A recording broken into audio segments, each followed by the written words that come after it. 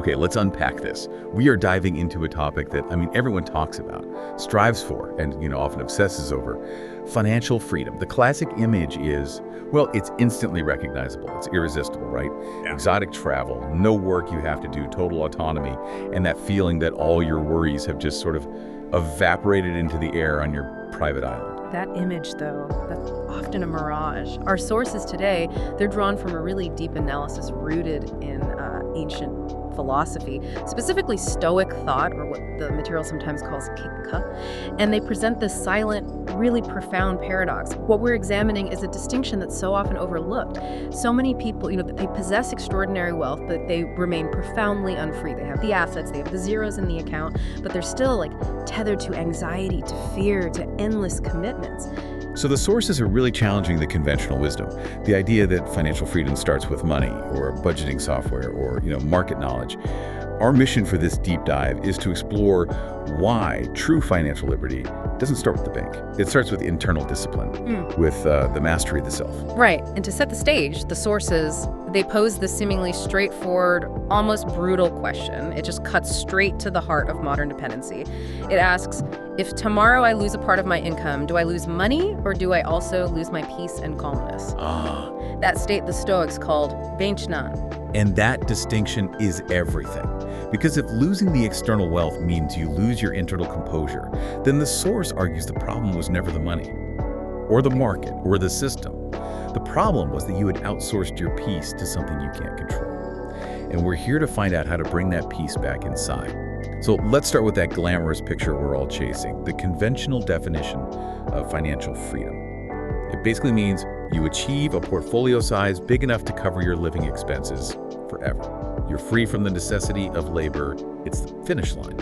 It sounds fantastic, a life of complete autonomy. It is the advertised ideal, for sure. But when you apply the Stoic lens, you uncover the silent paradox that our source material really highlights. Look closely at the reality for so many high net worth individuals. They might earn far more than they could ever reasonably spend, and yet they dare not stop working. They spend freely, sure, but they're operating under this profound anxiety. Their minds are just constantly stretched by what we can simply call the fear of loss. That fear of loss is critical, isn't it? It sounds like they're busy securing their wealth, but they've completely failed to secure their inner selves. They're trapped in what people call golden handcuffs. They have so much tied up in a certain lifestyle or asset structure that they just can't afford the psychological cost of letting go. Exactly. Marcus Aurelius, seeing the wealthiest people in the world operating around him in Rome, he would look at this situation, the wealthy, anxious person, and he'd call their state a subtle dependency, not freedom. You're not dependent on your employer, maybe, but you are utterly dependent on keeping the money. You're dependent on the market not crashing, and crucially, dependent on maintaining a certain high standard of status and consumption. And that is a dependency just as subtle and binding as any job description. Which leads to this fundamental disagreement with common wisdom. Epictetus, the former slave who became a great Stoic teacher, he was the clearest on this. He said no one is free if they are controlled by desire and fear. And we think of money as providing choices and options, which it does. But if that internal discipline is absent, money only provides, and I'm quoting the source here, more ways to lose control. And think about that carefully. Without discipline, more money means more complex investments to worry about, things that often require 24/7 attention. It means more expensive habits, more obligations to maintain, from staff salaries to property taxes, and a higher status baseline you have to defend from comparison. The complexity alone just consumes the very time and peace that the money was supposed to buy in the first place. Okay, let's talk about shifting the starting line now. Conventional financial advice, it always focuses on the external, the dollar figure, the investment strategy, the market timing. But Stoicism argues that freedom starts with internal discipline. Why, though? When we're talking about financial freedom, why is the focus so intensely internal? Because the Stoics identified the fundamental psychological error. It's the belief that external factors can solve internal problems. Most people, they operate under this conditional thought: when I'm rich, I'll worry less. When the numbers are high enough, then I'll feel safe. Stoicism reverses this relationship entirely. How so? It says, when you worry less, you have a chance not to be poor forever. Worry and anxiety are profoundly expensive habits. They drive emotional spending, compulsive decisions, terrible market timing, and this inability to just be present in your current life. So if you can eliminate the internal driver of perpetual lack, you suddenly realize the financial goalposts stop moving. You have to address the discipline first, not the dollars. That reframing it's essential. It tells us discipline is the prerequisite, not the reward, for financial freedom. If we don't have it now, just getting more wealth won't magically grant it to us later. The Source offers this really powerful test for self-reflection. It asks, if I cannot control my desires when I have little, why do I believe I will control them when I have a lot? It sounds so simple, right? But it exposes this core delusion. People often project their idealized future self, this disciplined, calm saver, onto their richer self. But if your internal throttle is broken now, giving you access to 10 times the resources just means your consumption and your anxiety will also increase tenfold. If you're undisciplined with a small salary, you will be undisciplined with a massive one. You'll just perpetuate the state of lack through bigger, shinier things like buying a yacht when you couldn't responsibly afford a canoe before. That's the psychological trap. We assume scale solves the character flaw. Yes, and this brings us right to Seneca's profound definition, which recenters the entire discussion. Financial freedom, for the Stoics, is defined internally. It is not having enough money to do everything you might want. It is the state of not letting money decide your value, your character, and your peace. Wow, that completely changes the calculus. If I lose money, my character doesn't change. If my net worth drops, my inherent human value stays the same. Precisely. If your self-worth is tied to your net worth, you are fundamentally unfree because you have given fortune the power to diminish you as a human being.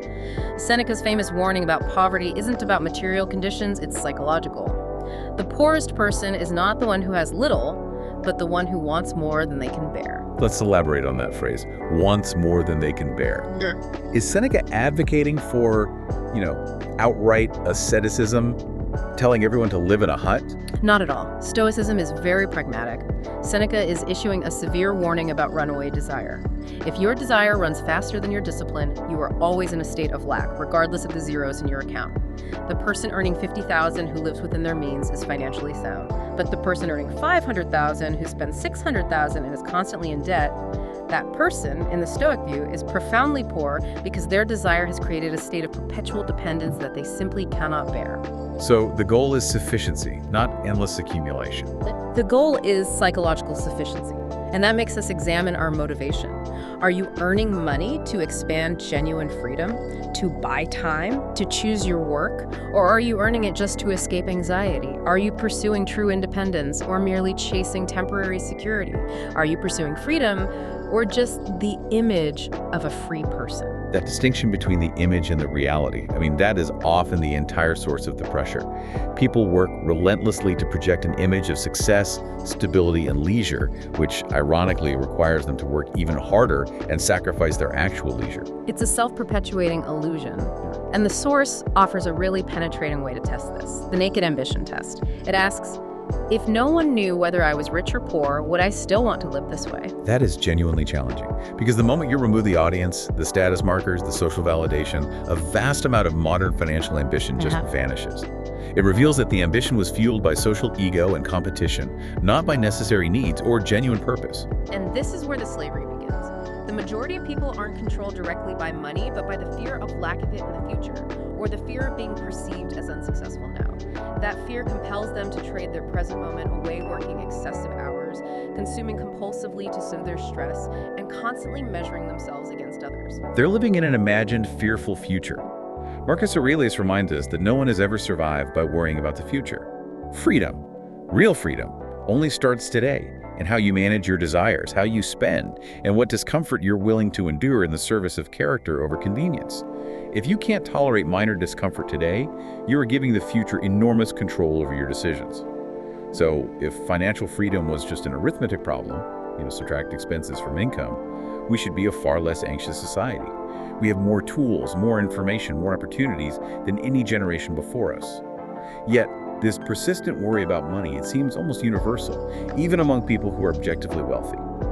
And the Stoic perspective on this is clear. The problem isn't the amount of money, it's the toxic psychological relationship we develop with it. Precisely. Let's delve into the first psychological mechanism here. Mistaking safety for freedom. Society constantly conditions us to believe that money equals safety, and safety, by extension, equals freedom. We're told save X amount and you will be free. Stoicism demands a clean, crucial separation between the two. Safety is external, right? Assets, job security, insurance, the things you can quantify. Exactly. Safety is an external state. Freedom, however, is an internal state.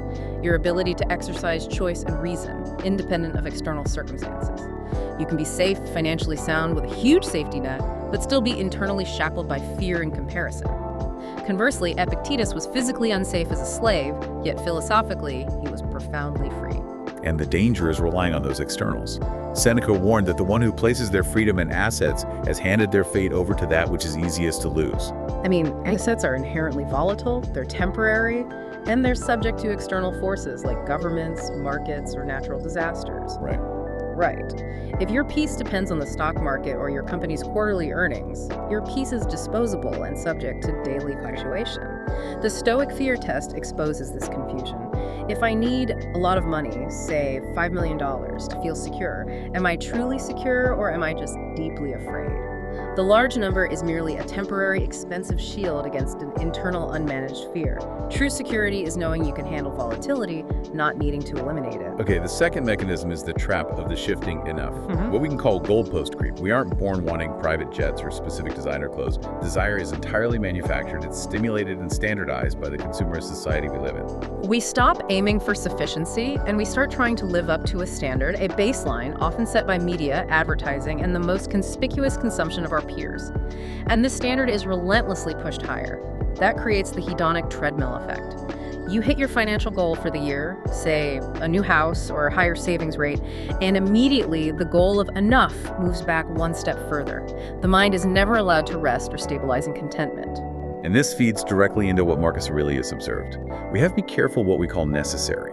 So many things we classify as non-negotiable needs: the daily expense of coffee, the biannual wardrobe update, the subscription services we forget we even have, are just habits that have been dressed up and validated by social consensus. We've just adopted someone else's expectation and categorized it as a vital need. And the test here is crucial for discipline. You have to ask, if I had never seen others live that way, if I lived in isolation, away from social media and advertising, would I think I need this high-end item, this specific vacation, or this level of spending?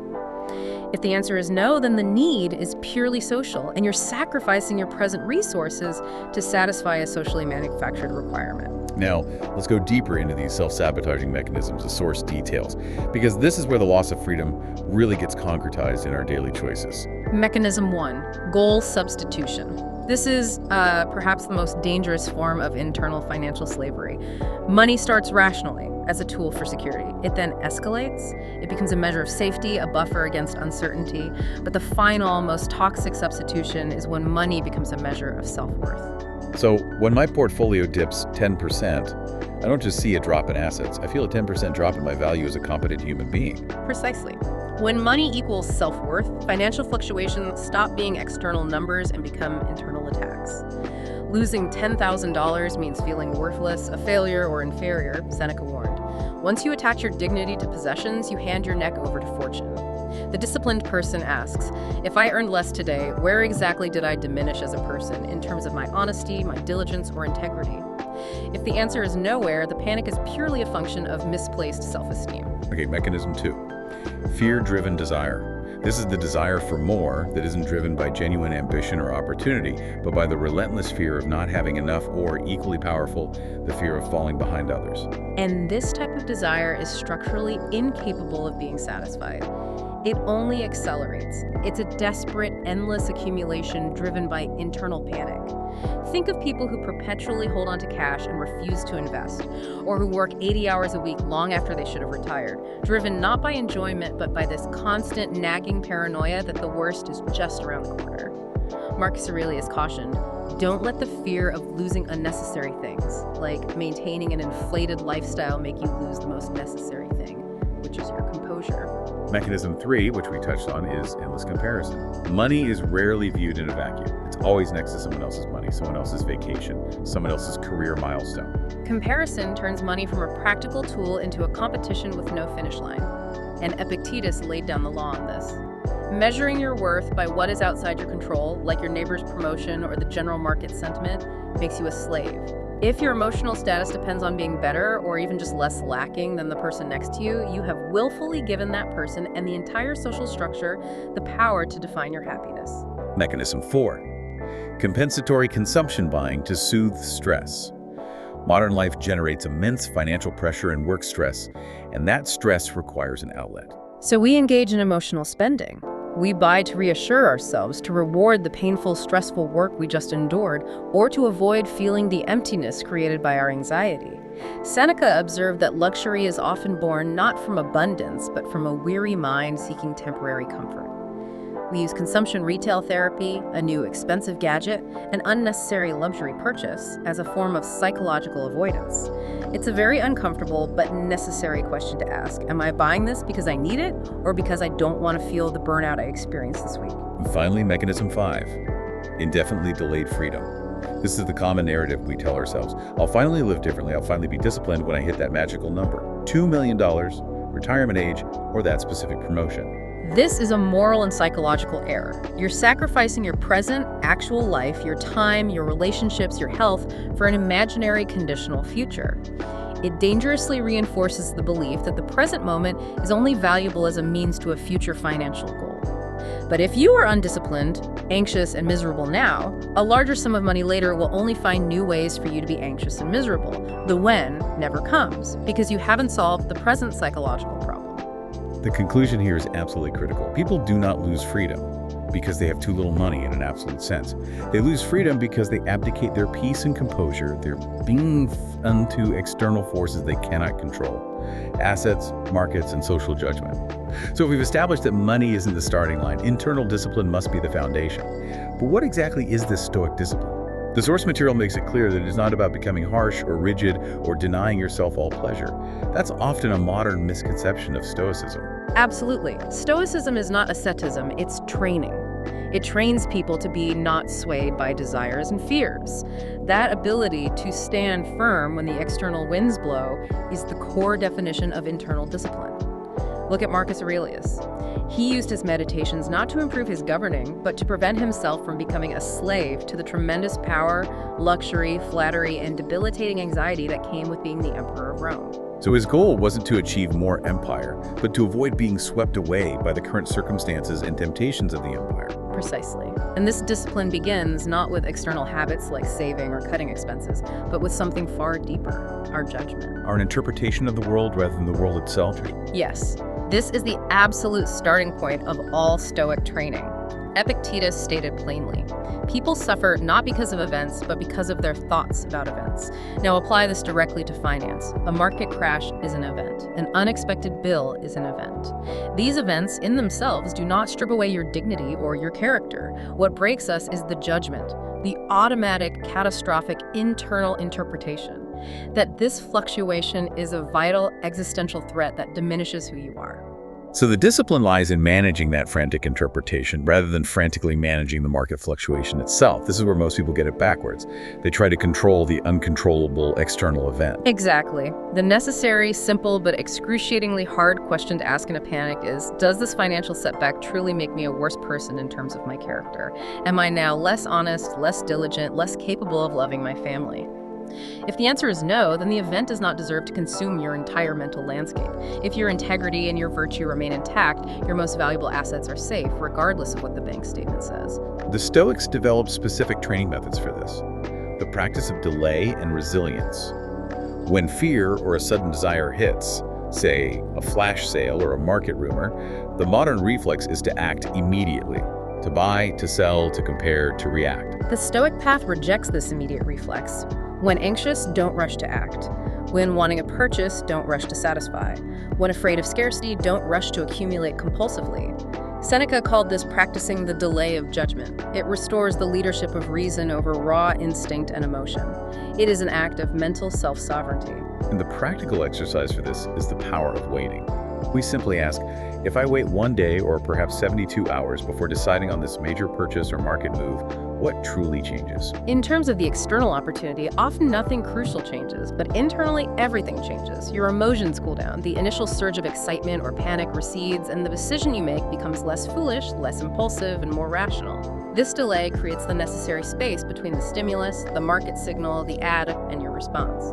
Which brings us to the foundation of resilience, the ability to endure deficiency, or what the source calls practicing lack. This is the true bedrock of financial freedom. It's not about suffering for suffering's sake, but about preventing panic when lack inevitably arrives, which it always does. Right. If you're unused to any discomfort, the moment comfort is removed, your mind catastrophizes, viewing even minor inconvenience as a collapse. Seneca's famous advice to occasionally live like a poor person, to eat simply, reduce spending, intentionally reduce convenience, is proactive immunization. It's a simulation. Okay, so how does that translate into a modern, detailed application for our listeners? Beyond just, eating rice for a night. It means voluntarily choosing to reduce your reliance on expensive convenience. For 1 month, track every single subscription you have and cut 3 that you rarely use. Choose to drive your 5-year-old car for 2 more years instead of taking on a new, high monthly payment. Eat all your meals at home, simply prepared, for 2 weeks straight. Don't frame it as punishment, frame it as a lesson for your mind. I can survive perfectly well without this constant luxury buffer. And what's a painful element? Because those choices, they sound simple enough, but most people avoid them like the plague. The pain isn't physical. It is the consuming ego that hurts. It's the ego that says, I should be past this stage, or I deserve that convenience. The ego is tied to status and image. So much of modern consumption, especially among those with stable incomes, is simply about maintaining a flawless image. Stable, successful, never troubled. Practicing lack teaches you to tolerate the discomfort of being perceived as maybe slightly less successful or slightly less privileged than your neighbor. So, Marcus Aurelius' note that we should not live as if every action needs an audience is vital here. If I can quietly tolerate a simpler lunch without worrying about what my colleagues might think, I have bought back a piece of my freedom. You have given yourself an off-ramp. If you're enslaved to maintaining a perceived standard, the perfect vacation photos, the pristine house, the expensive habits, you can never truly relax because the maintenance is constant. True discipline is the quiet courage to dare not to spend, dare not to boast, and dare not to rush. It makes your life less noisy so that the things that truly matter, character, relationships, health, have room to exist and flourish. Okay, let's get intensely practical now. Right. If internal discipline is the foundation, how does that translate into the messy reality of daily financial decisions? With consumption, work, and social pressure, the source argues that financial freedom built this way isn't a single magnificent leap. It's a series of small, uncelebrated choices. No one claps when you responsibly delay a major purchase. The first area is daily consumption. The Stoic question regarding a purchase, whether it's a new phone or a new investment, is never just, is this affordable, or will this give me good returns? The crucial question is, does this purchase weaken me against circumstances? How does a simple purchase weaken you? It creates a habit of immediate gratification. The object itself is often neutral, but the habit of indulging every desire immediately trains your mind to lose the ability to delay and tolerate deficiency. Every time you satisfy an impulse, you reinforce the mental muscle that screams for instant release. Someone who habitually indulges desire, Seneca warned, becomes accustomed to fragility. Once accustomed to abundance, they fear lack more than they fear genuine pain. So it's not the one expensive item. It's the cumulative training effect of always saying yes to desire. Yeah. It's the mental softening. Exactly. We become psychologically dependent on that high standard of comfort. The honesty test here is asking, if I don't buy this thing right now, what am I truly losing besides a momentary feeling of excitement or stress relief? When you strip away the emotion, the loss is usually negligible, but the gain, the strengthening of your internal discipline, is profound. Okay, the second area is the discipline of earning and ethical work. Stoicism doesn't teach earning money at any cost. In fact, it places strict limits. It demands that you do not trade your character for quick money or high profits. Marcus Aurelius constantly stressed not letting personal gain cloud your judgment of what is right.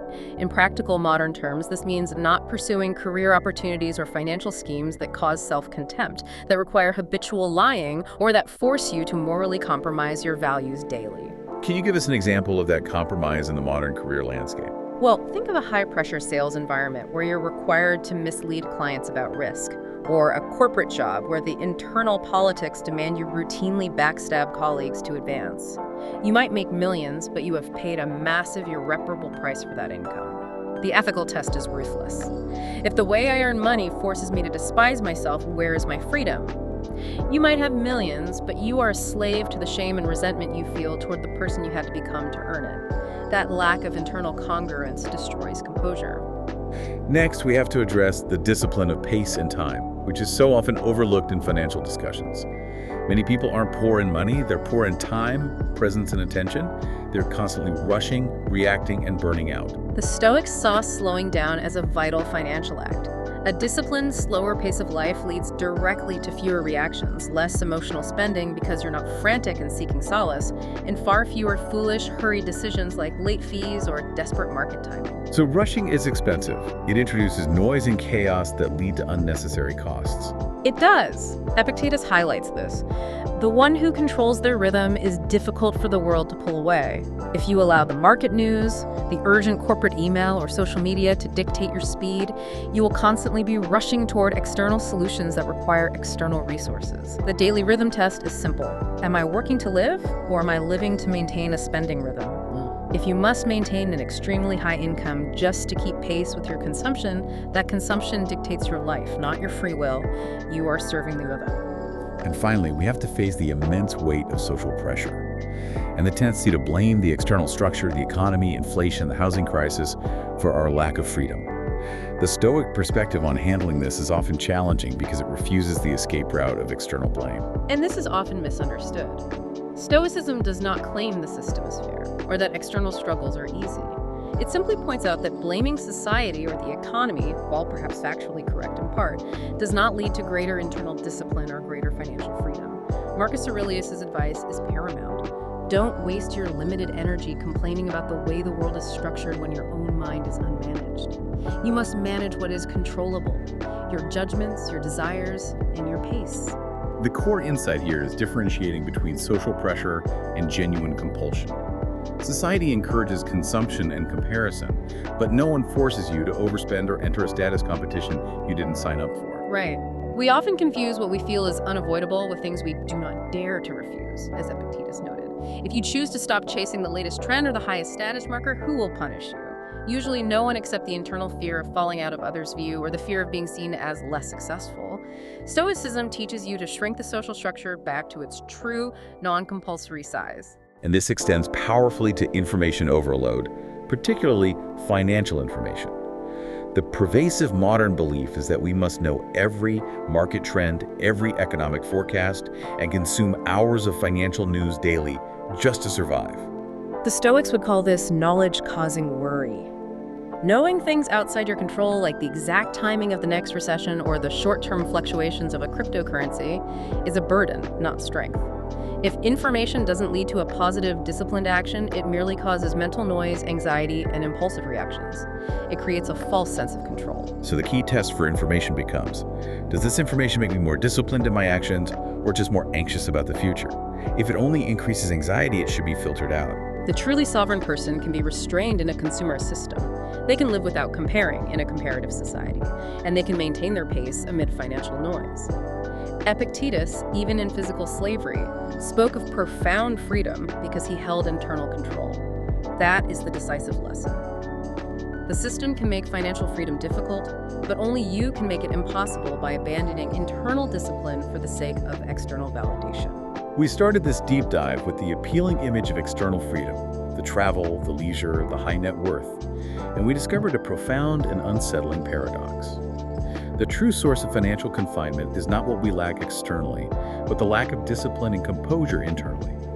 The Stoic path demands that we focus on reducing dependency rather than endlessly increasing assets. And this brings us to the true definition of financial liberty. It's not an idealized, static destination where all problems cease. It is a posture of internal stability amidst unavoidable external volatility.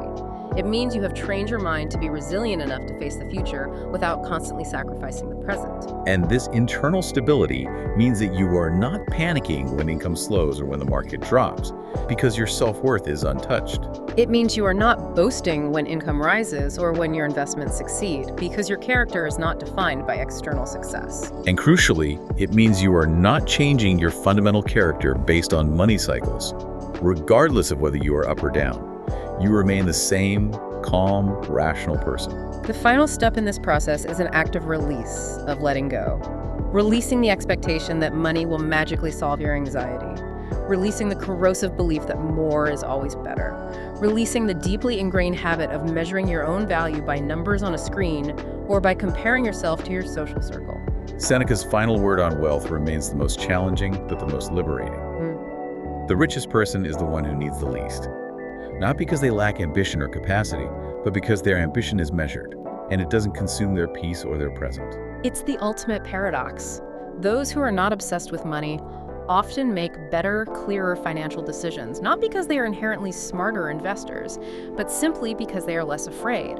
Their choices are rooted in rational assessment, not emotional reaction. Stoicism doesn't promise wealth, but it promises something infinitely more valuable. That you will not self-destruct, compromise your virtue, or sacrifice your precious present moments on the exhausting, endless path of earning a living. If we must define financial freedom most honestly, it is this: you can lose money without losing yourself. Financial freedom doesn't begin when you have more than others. It begins when money no longer dictates the way you live, the way you think, and the way you see yourself. That is the true, hard-won freedom worth pursuing.